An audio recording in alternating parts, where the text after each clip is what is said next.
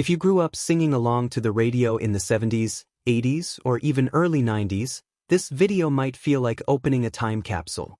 Among these unforgettable pop stars we are about to look into, one vanished from the spotlight for years only to be found after she died suddenly and without any warning.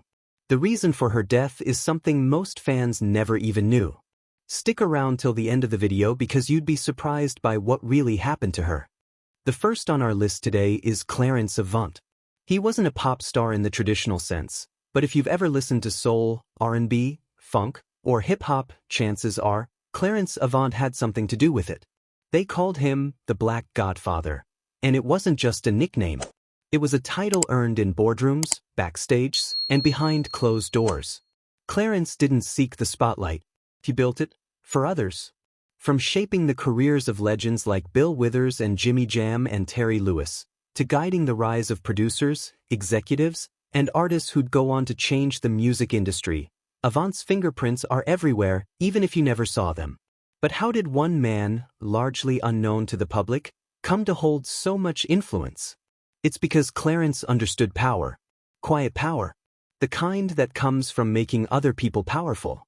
He broke racial barriers in business, helped Black artists retain ownership of their work, and mentored entire generations behind the scenes, often with just a phone call and a firm, fatherly push. In 2023, at the age of 92, Clarence Avant passed away of natural causes. A peaceful end to a life spent building legacies for others. But his own legacy? It might be one of the most profound in American music history. Shane MacGowan. As the wild, poetic frontman of the Pogues, Shane blended traditional Irish folk with punk rock grit, creating a sound that felt like a barroom brawl and a midnight confession all at once.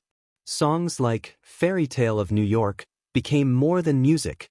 They became anthems for the misfits, the dreamers, and the brokenhearted. But behind that whiskey-soaked magic was a man whose life was always dancing on the edge. For decades, Shane battled addiction, frailty, and the brutal toll of a body that had taken hit after hit. Yet through it all, his spirit never dimmed.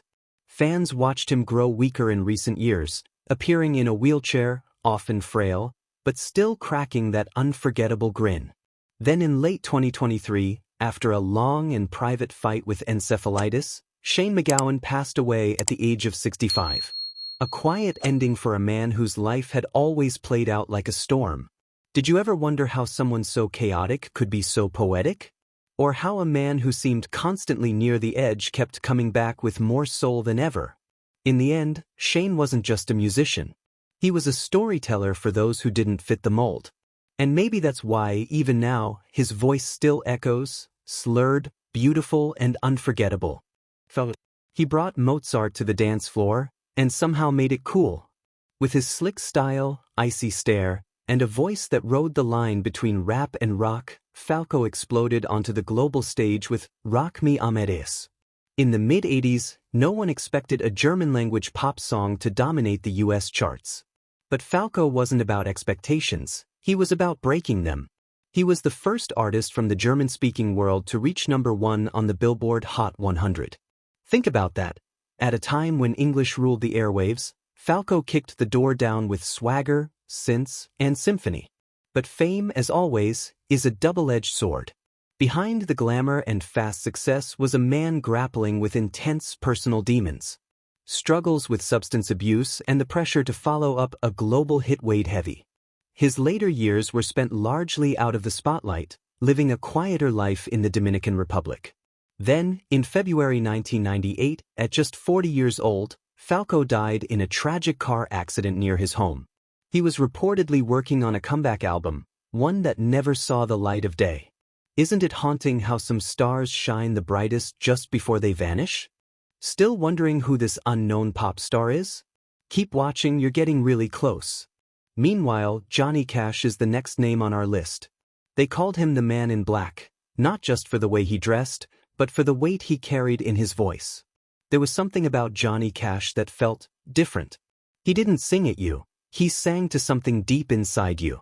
From I Walk the Line to Folsom Prison Blues, Cash wasn't just making music, he was confessing.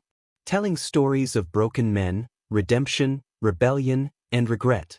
And the older he got, the more you could feel that wear in his voice, like an old pair of boots, worn, weathered, but still walking.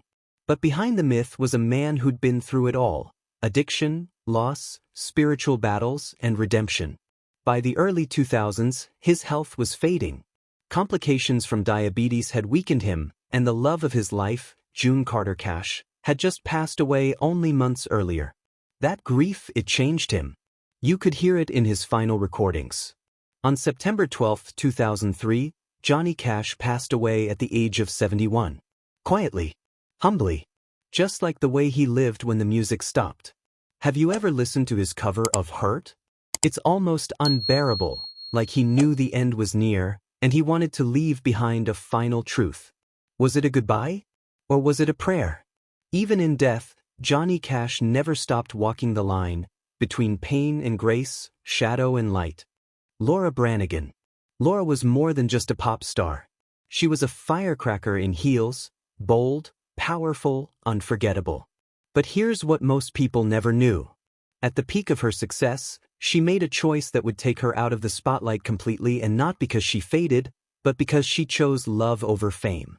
When her husband was diagnosed with cancer, Laura walked away from the stage and the spotlight to care for him full-time, privately, quietly, and without fanfare. Years passed. And just when she was preparing to return, to step back into the music world she helped shape, something unthinkable happened. In 2004, at just 52 years old, Laura Branigan died suddenly of a brain aneurysm. She had been complaining of severe headaches for weeks. But like many women of her generation, she brushed it off. Kept going. Didn't want to make a fuss. Isn't it haunting? The woman whose voice could shake the ceiling, gone in silence. No tour. No comeback album. Just a quiet, tragic exit that left her fans stunned. Have you ever belted out "Gloria" at the top of your lungs, without realizing that the woman behind it was quietly living through some of life's deepest heartbreaks? That's the thing about icons like Laura Branigan. They burn bright, and sometimes, they disappear before we even realize what we lost.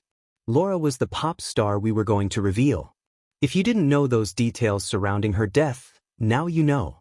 Donna Summer. When disco reigned supreme, she wasn't just its queen, she was its heartbeat.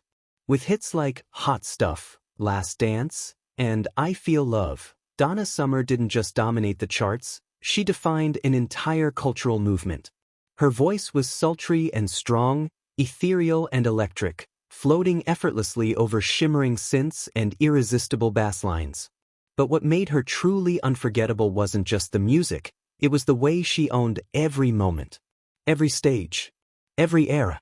Even when disco fell out of favor, Donna evolved, blending rock, gospel, and R&B to keep her sound alive. And fans followed. Yet behind the glamour and the glitter, Donna lived a life deeply grounded in faith and family. Few knew that for years, she had quietly battled lung cancer. And in 2012, that private fight came to an end. She passed away at just 63, surrounded by loved ones. What's haunting? She believed the illness may have been caused by inhaling toxic dust in New York following 9/11, something that added a tragic twist to her story few people ever heard. Kenny Rogers. You didn't have to be a country fan to know his voice. That gravel-smooth tone, the kind that wrapped around a story and didn't let go. With just a few notes, Kenny Rogers could pull you into a world of gamblers, drifters, broken hearts, and quiet wisdom. He wasn't just a country singer. He was a bridge, bringing country into the pop world with massive crossover hits like The Gambler, Lucille, and Lady. His duets with Dolly Parton? Pure gold. And who could forget that smirk when he sang, "You Gotta Know When to Hold 'Em"? It wasn't just a lyric, it was a philosophy.